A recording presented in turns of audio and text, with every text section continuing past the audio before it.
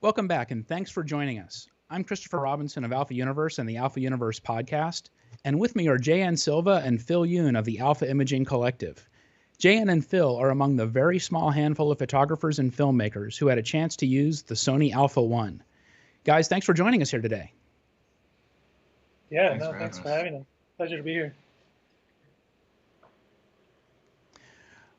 We're having a little bit of a technical issue with my video feed, so you're getting just a still frame of me, but I am here in spirit and in voice.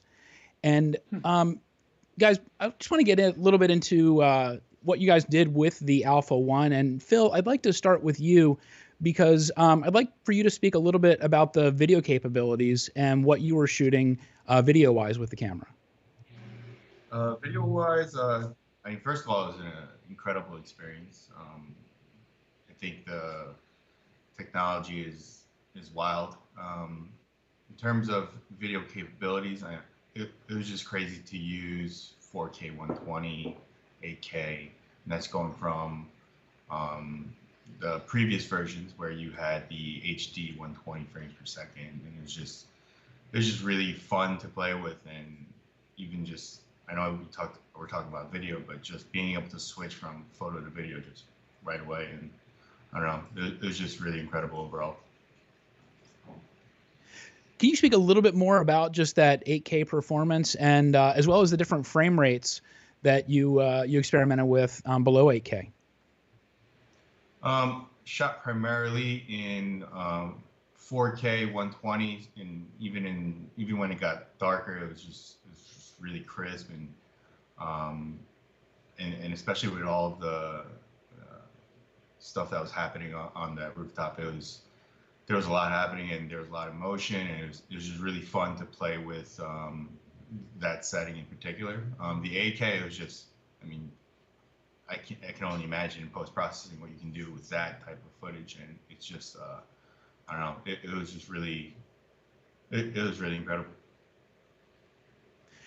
Phil, sticking with you for just a second, you've referenced the shoot on the rooftop. Can you kind of paint the picture for our audience a little bit about the situation when you were shooting? So we shot on the rooftop of a downtown Los Angeles high-rise, and on the helipad, and there was an orchestra playing, and it was sunset into night, and it was just really, really epic. Just being able to be there with one of my best friends, and it was incredible. I mean, sunset was wild, all the colors, and then even when it was night, and the music vibes, it was just very, very cinematic and epic. So yeah, it was a memory that I'll never forget. Jumping over to you, J.N., you were actually shooting kind of alongside of Phil there on that rooftop, right? Yeah, we were both shooting together. And you were shooting primarily stills, or were you shooting video as well? I was doing a little bit of both. I started doing mostly stills just because I knew Phil was going to kind of focus on the video. And then, once I felt that I got my shots towards the end of it, I switched over and started recording some video as well. Let's talk with you just for a minute more about on the still side in particular, J.N. What were you shooting? Tell me about some of the shots you got. So, I mean, first of all, it was an insane scene, right? We were on this helipad atop, a skyscraper in Los Angeles, and we have a full orchestra just playing like an incredible piece of music as the sun is setting. So, I'd made sure to kind of take in that moment at first. And then once I got to shooting with the camera, it was kind of navigating, they were kind of in a circle. So, navigating around them, making sure that I utilized the light source as best I could. So I shot some of them with them, kind of in front of the sun, and then some of them backlit. At the same time, making sure that I didn't interfere with, whatever Phil was shooting. So, it was crazy and exciting, and it was fast paced. And I felt the camera, was seamlessly able to, kind of like adapt to any situation that I put it in front of. Tell me a little bit more just kind of about how the camera felt for you, how it performed in those conditions. you and I had a chance to touch base on this a little bit before. We were talking about some of the shots you got with the backlighting and getting in tight and kind of, you know, moving around, really testing that autofocus. Speak a little bit more about that. Yeah, I mean, first of all, for me, the no blackout shooting is incredible, you know, and I think any photographer that hasn't experienced that kind of needs to, because, you know, it's, you're shooting and your screen just never goes black, right? So you're always seeing the actual moment as you're capturing it, which is kind of, you know, pretty crazy to think about as a photographer, because normally when, you know, with a lot of other cameras, you know, when you shoot, the screen just blacks out for a second and it kind of cuts the moment for you, and then, you know, you see what you capture later on. But with this, it's you know, seamless, and you feel like you're almost experiencing the moment a little bit more. And you know, in this particular situation, as I was, you know, going around and experimenting with, you know, different light sources and having them backlit and front lit, the camera just adapted incredibly well to anything that I did, really.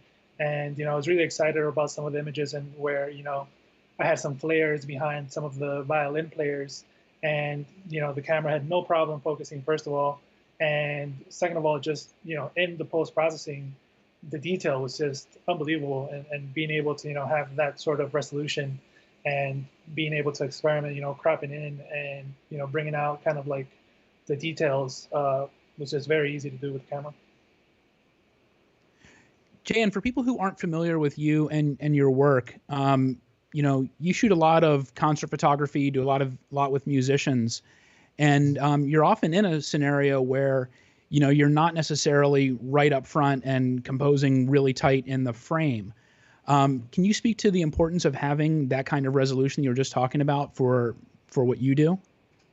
Yeah, absolutely. I mean, as a, you know, mainly music slash concert slash, you know, festival photographer, you know, there are times where, you know, the pit is only, for the most part, the first few songs, and then you're kind of on your own and you need to, you know, go out. And I mean, I particularly love just getting into the crowd and capturing, you know, the performance from the crowd's perspective.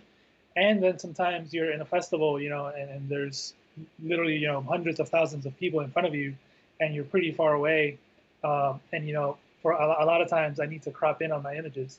So having this amount of detail in a 50 megapixel file and being able to just truly crop in kind of changes the game for me, right? Because now, whereas I might have needed, you know, a 400 millimeter lens or even a 600, now I might be able to get that with my 70-200 and just crop in without losing that detail. Phil, moving back to you for just a second, can you speak to that notion of just overall performance? And this is something I really like to talk about with guys like you. You know, we can look at specs and we can break down a spreadsheet and compare A to B and B to C with a lot of other cameras, but there's so much more than just that, you know, speeds and feeds number. It really is about how all that comes together in the performance. And from your use on that rooftop with that orchestra and those weird conditions, how did the camera perform for the video? It was great. I mean, you get to really focus on creating. You don't have to really think about the tech side or any of the settings too much. It's just versatile. You can, pretty much any situation you're given, like in one of those festival situations, but even in particular on that rooftop, you get to just focus on the ideas and composition and the light, and you get to just pretty much bring your vision to life, and it just perform. I didn't have to think of anything else but just capturing those moments, and it was pretty awesome.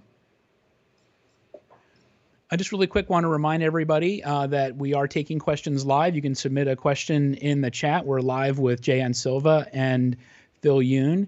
And Phil, just sticking with you for just a second, when you were shooting that video sequence, was there a shot, a composition, something that you did where it just really really surprised you, was really a one that really sticks out as, oh my God, this is pretty special?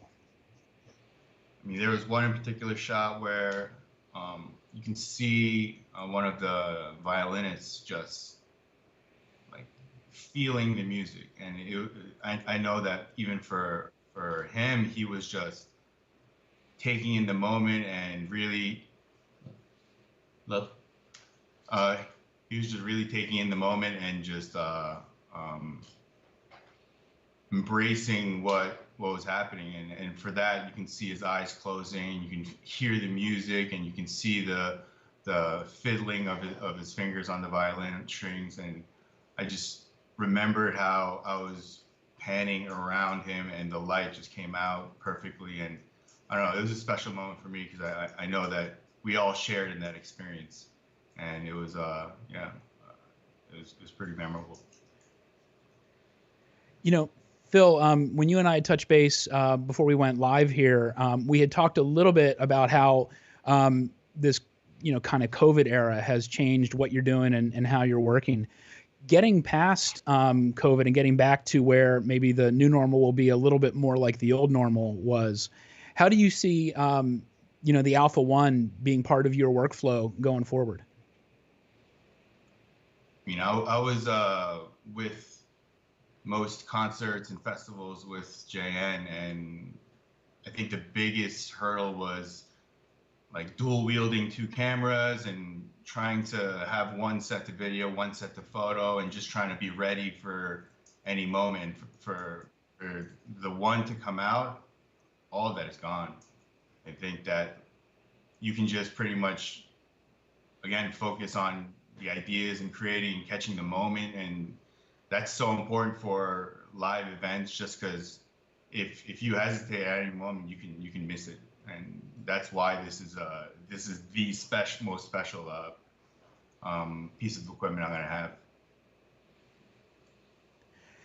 JN, going back to you, did you have a moment when you were using the camera when it was like, just kind of that aha, that big wow moment of, suddenly you saw new opportunities opening up, new possibilities? Yeah, I mean, there were many moments when I was shooting where I was just kind of like in that wow state. Just, I mean, not only because of the scene that we were shooting, but because of the camera.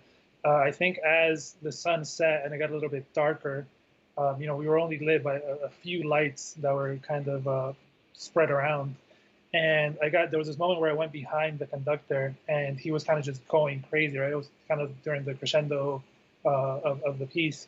And he was just going crazy with the baton, and I got underneath him, and it was pretty dark because I was shooting from the bottom up. And the camera was just tracking his hand and the baton so perfectly. And, I was able to capture, pretty much all of his movements. And then going back into the, post-processing, I got the shot that I thought was one of my favorites, and it's just him in his helmet, kind of with the baton out and the background. And it was just really cool to see. And that for me was one of the moments. Another one was there was this one violinist who had an all black violin, and I thought it just looked so cool. And again, towards the latter part of the shoot, it was really dark, and he had it up, and anytime he kind of just moved it, there was like a glimmer of light that kind of shone off the black part of the violin. And again, the camera was just focusing so perfectly on the fiddle and on the details. And being able to shoot in high ISO for me is incredibly important, because I'm one of the people that I push my ISO in all the cameras. And in this shoot, I pushed it as much as I could just because I wanted to see how I performed in low light. And once I brought those photos into post processing, I was amazed at how little grain or noise there was. That's really cool. And I guess moving forward, you're planning on using this camera regularly when we get back to sort of an old new normal being the old normal, when you can do some more concert work? Yeah, absolutely. I mean, I somewhat need it now. I feel like it was messed up that I got to use it that one day, because now I don't think I can shoot without it. And I mean, not only for music, this kind of, the 30 frames and the focusing kind of makes me want to experiment with shooting, different things, shooting a lot more motion. And then also the flash thing. I do a fair bit of studio work that I don't really share much, but being able to have the higher flash thing is kind of like a game changer for studio work. Awesome. Well, JN and Phil, thanks very much for joining us today. It's been great talking to you. In just a minute, we're going to roll the Hunters of Light film shot with the Alpha One, and you can actually see what JN and Phil were shooting in the film. Guys, thanks for being here. Yeah, thank you so much for having us. Take care.